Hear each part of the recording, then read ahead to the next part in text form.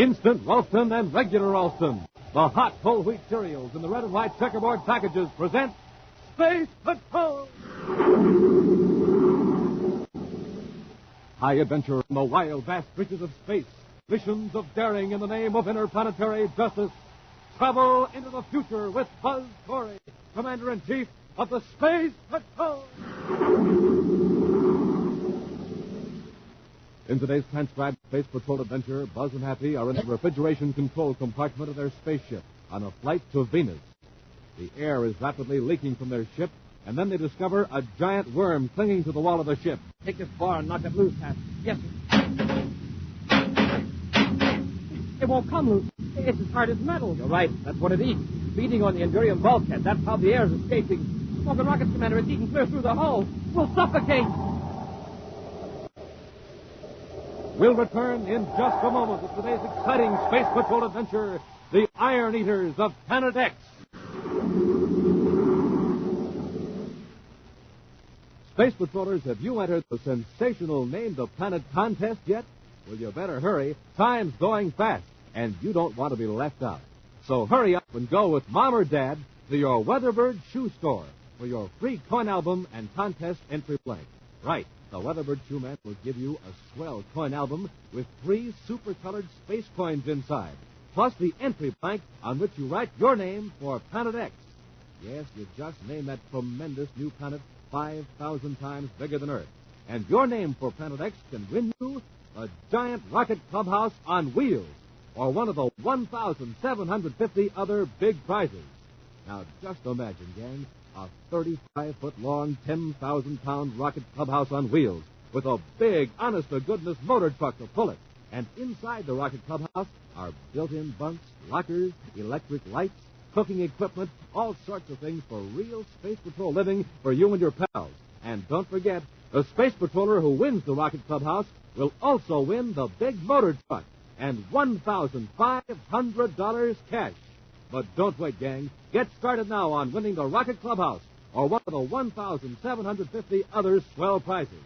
Hurry to your Weatherbird shoe store now and enter the Name the Planet contest today.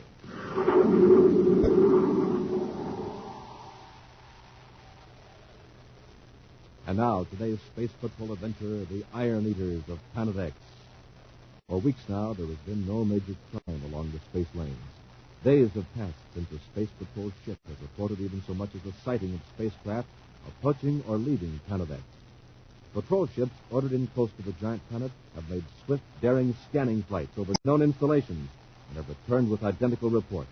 No new or suspicious activity. But still, Commander Corey holds firmly to his policy of constant vigilance. And then one day, a patrol ship spacephones a report that justifies the commander's alertness. In his central office on the planet Terra, Buzz hands a copy of the report. Planet Radiation Space Inspector J-14, Planet X. Nuclear reactor in full operation. 2 power radiation towers focused southeast and south. Wow. That's why things have been so quiet, Happy. Baccarati's in his own backyard cooking up trouble. That nuclear reactor, he can cook up plenty. I wonder what he's using it for. Take a look at this map of Planet X. Those thin green lines show where Baccarati's beaming the power from his reactor.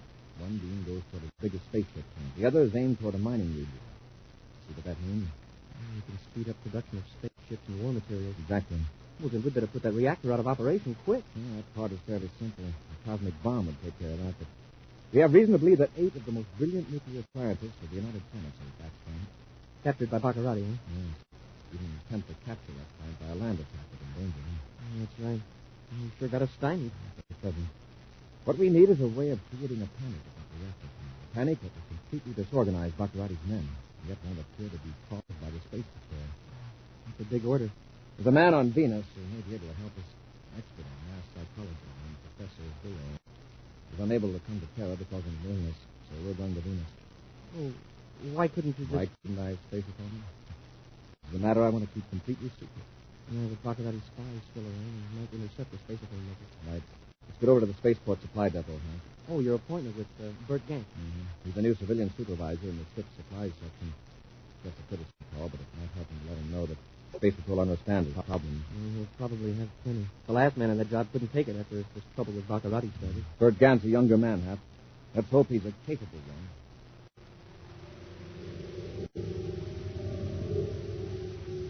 On the monster Planet X, Prince Baccarati glares at a control panel. The chair in which he sits looks strangely out of place. Massive and gaudy, it looks more like the throne of an Oriental potentate who ruled on Earth 15 centuries ago.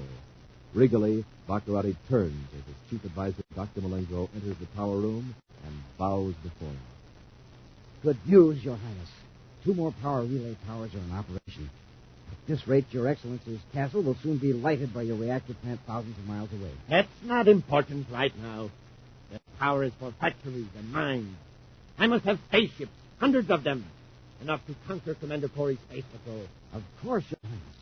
But perhaps Corey won't be alive to witness your glorious victory over his ships.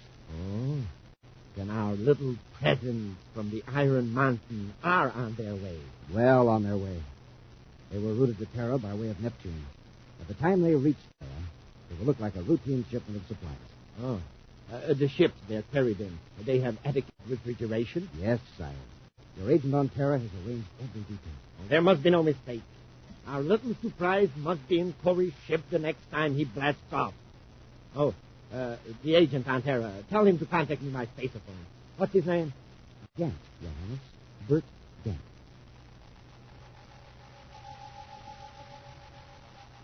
In an office of the spaceport supply depot on Terra, Buzz Corey and Cadet Happy are having a friendly chat with the new civilian supervisor amid the murmur of a battery of auditing machines.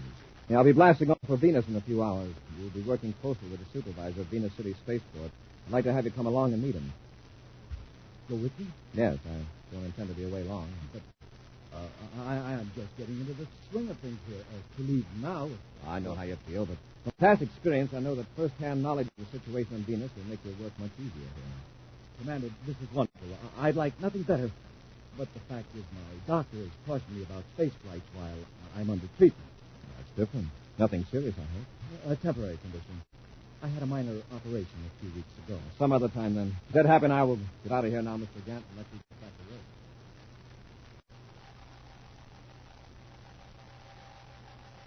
Several hours later, in his private living quarters, Bert Gant tunes a spaceophone transmitter to a rarely used frequency, then clicks on a scrambler circuit. Using a code name for even greater secrecy, he finally makes contact with a man who sits in a throne-like chair on a planet billions of miles away. Triangle reporting to Your Highness. Make it quick, Triangle. I don't want them getting a fix on your location. Corey's blasted off. Crates from Iron Mountain aboard. Yes, Your Highness. The refrigeration system will fail an hour after blastoff. And then the contents of those crates will go to work. He'll never reach Venus. Triangle out. Nearly 2 hours out of Terra, Commander Corey and Cadet Happy are working their way aft with the ship on automatic control. Happy, stripped to the waist and covered with grease, is wiping the perspiration from his forehead with the back of his hand. Not just in supply compartment 3, sir. Refrigeration's cutting out all over the ship. You're telling me? The hull is reflecting back quite a bit of the heat into space, but pouring through the viewport. I thought I could fix it in a jiffy, but it's a lot more serious than a blown fuse or a stuck relay. Let's take a look at the connections in the terminal box. Hey, the trouble might be in there at that. Covers both of them. Hand me a wrench. Yes, sir. Let's see, I left it lying right there on the floor. And it will put rings around my head and call me Saturn. Look at this. You call that a wrench? It's the handle of it, or part of the handle. Don't tell me you broke an Endurium wrench. Who, me? Let me see that. Yes, sir. But you've already been cut in a Talmud course. We cut a wrench. Besides, there's nobody else aboard to cut it. We'll worry about it later. Get me a wrench out of the tool kit. Is that around here? Yes, sir. I had it right over here. The tool kit's gone. Hey, Commander, I know you think I'm space happy, but it's true. I lugged it in here and set it down. Somebody must be aboard. A stove. Hey, we'd better... Hold it, Happy. What's down there? Are those the plastic handles of some of the tools? Looking up. But they are, all right. I think you're right about a stowaway. And he made the reefer system conk out. Wait till I get my hands on him. Commander, what's that? Up there in the bulkhead. It looks like a big welt in the metal. But, Commander, it's moving. I think I saw it move. You're right. It's crawling along like a worm. A gigantic worm. Where did that thing come from? A worm as long as your arm. There's another one, lower down on the other bulkhead. Hey, our stowaway brought them aboard to keep us interested while he wrecked the ship. No, Hank. These are the stowaways. Huh? Look at the metal bulkhead.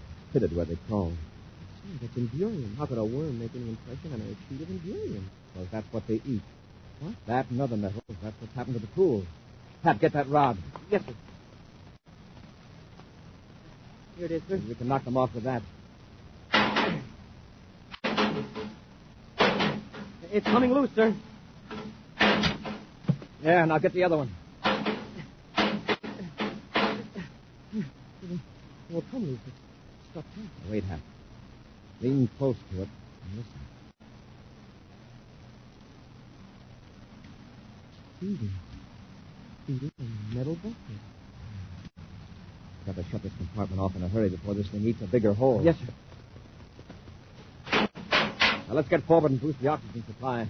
Commander, look. Out there in the corridor. There are dozens of them. All our air's escaping. We're too late. They've eaten through the hull. We'll return to Space Patrol in just a moment. You have 1,750 chances to win in the Name the Planet contest. Right, Space Patrollers.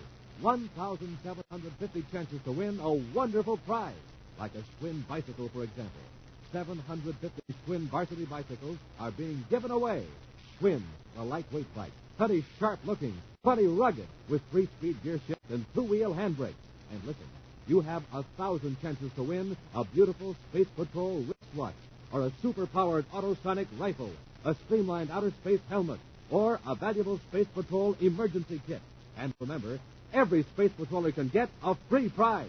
Just have Mom or Dad go with you to your Weatherbird shoe store for your free space coin album. Now, inside it, you'll find your Name the Planet contest entry blank and free space coins.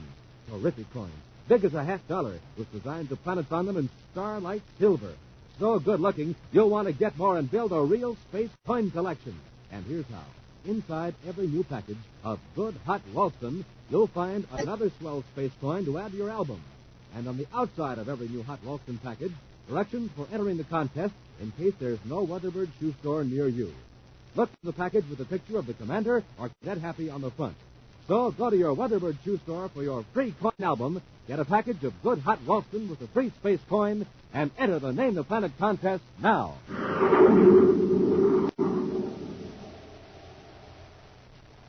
And now, back to our Space Patrol adventure, the Iron Eaters of Planet X. While Buzz and Happy are on a trip to Venus, their refrigeration system fails. The interior of the spaceship rapidly becomes stifling because of the sun's heat absorbed by the hull. As they attempt to locate the cause of the trouble in their ship's cooling system, they discover 2 enormous worm-like creatures, literally feeding on the Endurium bulkhead of the ship. They seal off that compartment, but find dozens more of the metal-devouring worms in the corridor. Now, with air rapidly escaping into space, they stagger toward the forward end of the ship, gasping for breath. Seal off this section, Hap. Help me with the door. Yes, sir. There's another worm on the bulkhead over your head. Here's the spacesuit locker. We try to get into our spacesuits before that one gets through the hull. Here, Hap, get into it quick. Yes, sir. The worm dropped to the deck. Hey, look at that hole. All the air will be gone before we can get our suits on. I'll press my spacesuit tight against the hole. That'll stop the leak till you get into your suit. Then you do the same for me. Yes, sir.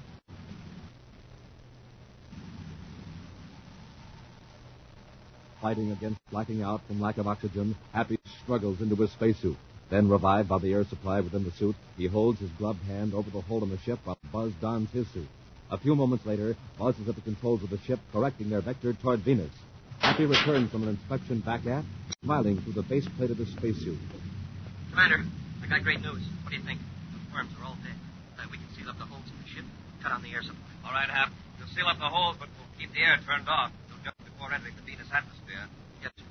But why? For 2 reasons. With no air in the ship, the interior is now as cold as outer space. That's a bonus with our refrigeration system out of order. Yes, sir. But what's the second reason? The worms. How do you know they're dead? Well, they died when the air left the ship. Perhaps it was the cold that affected them. To make the ship warm again by bringing the air up to normal pressure, they might thaw out. Keep it cold. But, sir, what makes you think it's low temperature rather than lack of air that stopped?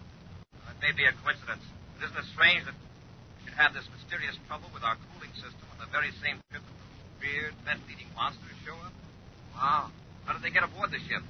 What did happen to our cooling system that wouldn't register on our electronic trouble indicator? Did you think they were already frozen when they were put aboard?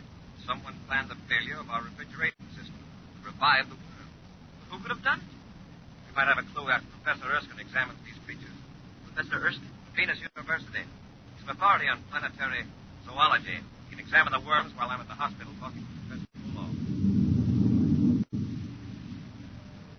Hours later, Happy sits in an office at Venus City Space Patrol headquarters, anxiously awaiting the commander's return from his conference with Professor Bulow, the expert on mass psychology. At last, the door opens. Commander, did the professor come with an idea? Can he tell us how to disorganize the reactor plant? You can't expect miracles, Happy. Before he can come up with a practical plan, he's got to know about conditions on planet X. Better luck with the other professor, though. The zoologist. Oh, will you talk to him, too? Yes. Professor Erskine examined our metal-eating pets. He had to dissect them with an atomo torch. I'm not surprised. Their systems are designed to transform metallic substances into nourishing chemical compounds. They're not like the living creatures we're familiar with, who are dependent on plants to transform minerals into food. Are any of the worms still alive? Yes, they're revived. They're safely sealed in old-fashioned wooden boxes. They won't eat anything that was once alive in the sense that we know. No meat, fish, plants, or food. Yeah, just nice, juicy Imperium wrinkles and tender spaceships. The professor is sure their basic food is iron ore. We lifted with a magnet. Where do they come from? He doesn't know. He refuses even to guess. Well, if he doesn't know, who does? We do. The professor eliminated all the planets but one. Planet X. Right. But how did they get in the ship? Who put them there? We're blasting off the Terra immediately, Happy. There's someone there I want to talk to. Someone, I think, can answer.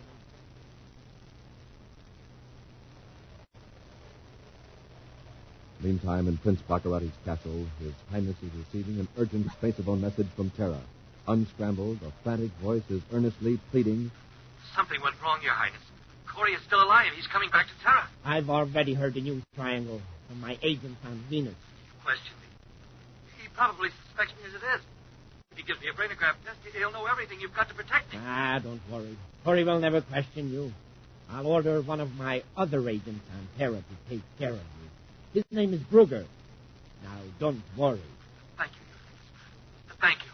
Baccarati out. Yes, Brugger will take good care of Bird Gant, the incompetent bungler. Back on Terra in his private quarters, Bert Gant paces the floor nervously. In a corner is a bag packed with a few belongings. At the sound of footsteps outside his room, he stops pacing, eyes staring wildly at the door. And then... Who is it? Open up. Oh, Tom, wonderful. I've been worried. My bags are all packed. I'm ready to go. Put it down, Gant. You aren't going anywhere.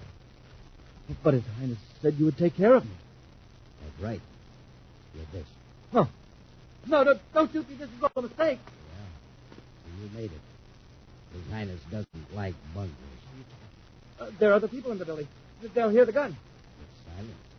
Now lie down so you won't bounce. No, Brugger, please. Drop it, Brugger. Huh? I said drop it. He came just in time. Came just in time. You know what he was going to do. Yes, I know, and I know why he was going to do it. What do you mean? Don't play innocent, Gant. You supervised the loading of my ship. You saw to it that those metal-eating worms were loaded into the refrigeration compartment in metal boxes. Really, You fixed the solenoids and the magnetic heating exchange pumps so they conked out. As the ship warmed up inside, the worms thawed and ate their way out. I did do it. Honestly, You Commander. had it done then. Dr. Roddy's orders. That's why you were afraid to come to Venus with me. You never had a minor operation. Your record check. I had to do it. Baccarati had something on me. Something that happened years ago. If I'd come out, I could never have held a good job with the government. So you helped a man who's trying to destroy the government you work for. That's great logic, Gant. Now give it to me straight and fast. I'm in a hurry. Those worms came from Planet X, didn't they? Yes. Where on Planet X? From the Iron Mountain. It has a high percentage of iron ore. The winds are thick on it, and then it's like an anthill. X is a big planet. Where is Iron Mountain? In sector L-15. About 100 miles east of the Colossus River. Happy. Yes, sir. You'll see that Gantt and Bridge are locked up. And we'll blast off to Planet X. First, we'll pick up some fishing tackle. Fishing tackle? Yes, sir? several tons of steel netting. Let's get these fellows ahead.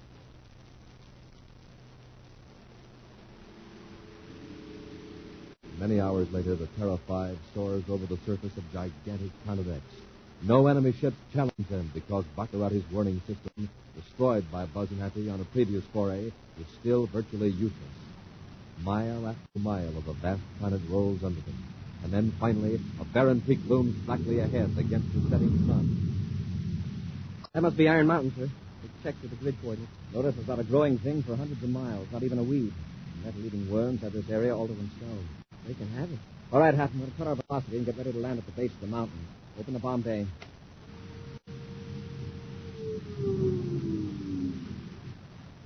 Bomb bay open, sir. Lower the net. Cut on the cargo winches.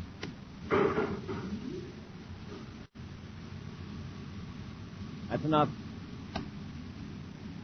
Now, when we land, a tangle of steel netting will be stretched out on the ground several feet behind the ship. Stand by to cut rockets. Standing by. Cut rockets. Full repeller ray.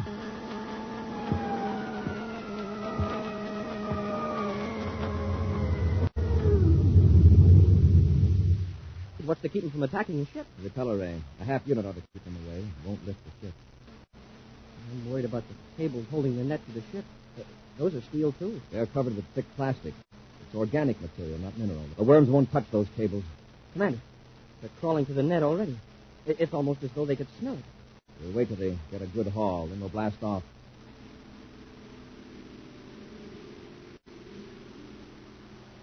Within a few minutes, the heavy steel net is a mass of giant crawling creatures, eagerly devouring what to them is a rare delicacy. Finally, Buzz turns to Happy. You'll blast off now before they do much damage to the net. Cut on the rear magnetic beam. That'll hold them to the net. And also keep chewed up pieces of the net from falling. Yes, sir. You'll rise up several feet with the repeller ray, Hap, so the rocket blast won't ruin our dinner party. Fire rockets. Cut repeller ray.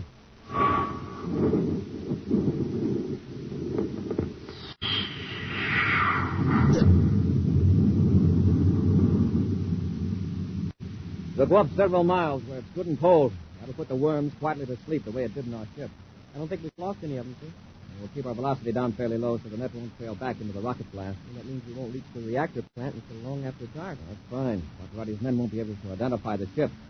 When it flies over and nothing happens, they'll assume it's a Planet X ship.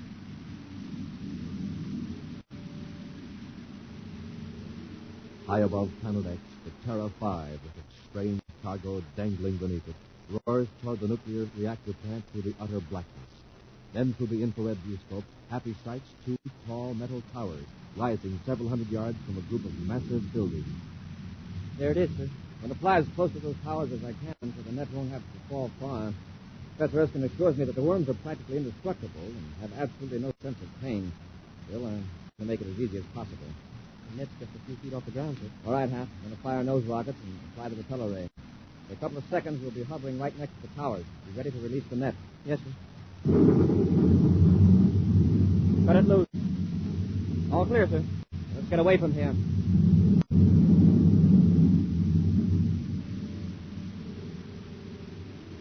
And so, with a burst of speed, the spaceship leaves the reactor plant far behind. Then, using the row of hills to the east as a shield, returns and lands to its developments. If the ship has alarmed the personnel at the reactor plant, there is no sign. Hours pass. Then, in the dim light of dawn, black lumps on the ground begin to move. The chill of outer space is leaving their bodies, and they awake. They munch contentedly on strands of the steel net, as though it were soft spaghetti. Soon, the net is gone, and they crawl toward the Endurian Tower. There is no hurry, no greedy scrambling. There is food for all, tons of it. The towers continue to radiate their tremendous, invisible energy across Planet X. And in the growing lights on top of the hill, Buzz and Happy watch. Then, suddenly, Happy exclaims, Wow. See that flash of light? The worms from North cross race from one of the towers fell and cut through a heavy power line from the generators. Hey, the crew is coming out of the buildings now. Yeah, screaming out. Hey, look at them scatter. And no wonder the towers are buckling. The men are in no danger, but they don't know it. There go the towers.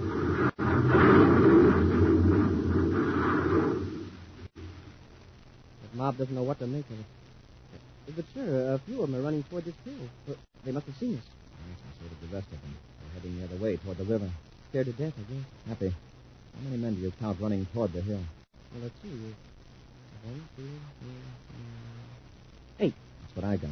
Those are the men we came for, Happy. The atomic expert, Dr. Roddy, abducted. Let's go down and meet them, Hap. Yes, sir. You know, Commander, I've always heard that a worm turns, but I never expected to see a worm do anybody a good turn. That's my cadet.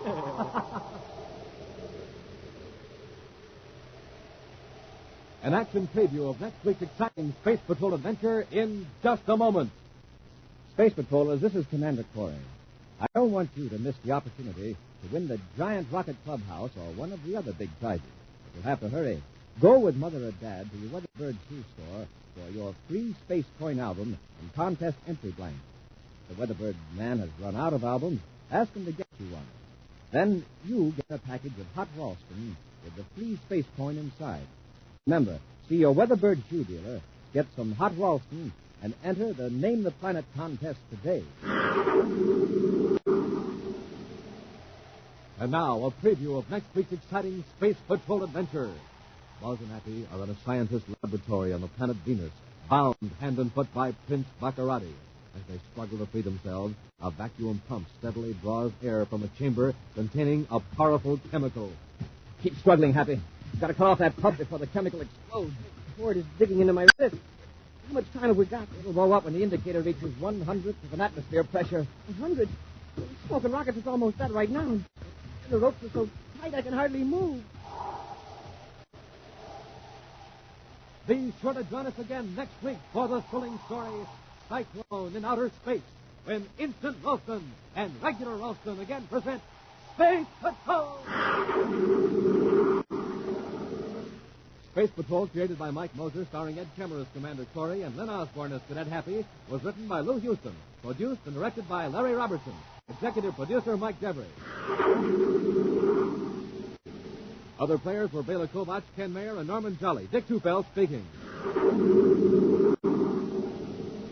Now, don't forget to tune in next Saturday and every Saturday when Instant Ralston and Regular Ralston again present Space Patrol!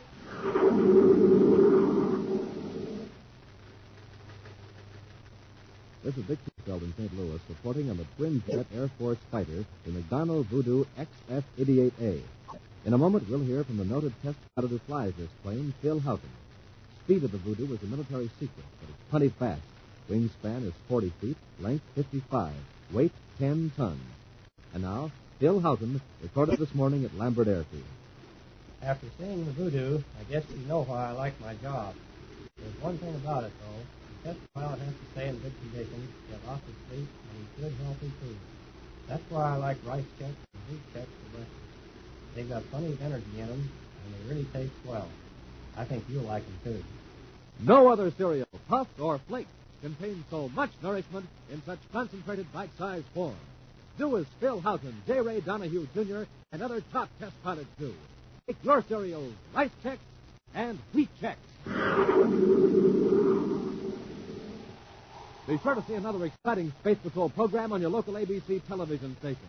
Consult your local paper for time and channel. This program is broadcast to our armed forces overseas through the worldwide facilities of the Armed Forces Radio Service. Space Patrol came to you transcribed from Hollywood. This is ABC Radio Network.